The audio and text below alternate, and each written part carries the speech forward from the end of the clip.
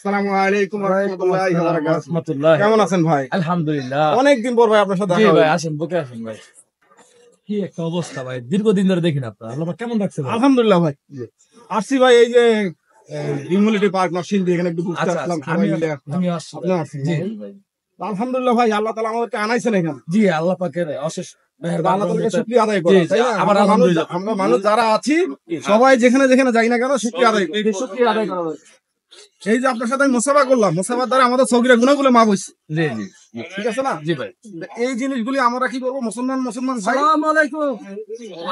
ইনি তো এই যে মাত্র মানে সৌদি থেকে ল্যান্ড করছেন তো ভাই অলরেডি বাড়ছে বুঝছেন, আর ইনি ওই যে কঙ্গো থেকে আসছেন বুঝছেন ভাই।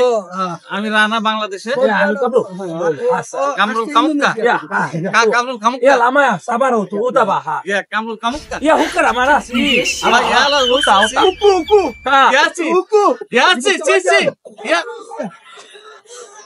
lama sutu ya mai hanga ya sudu bahasa porque ya lama sutu ya ona hata pa একটু কানে চুয়াত নিচে চুয়াত ya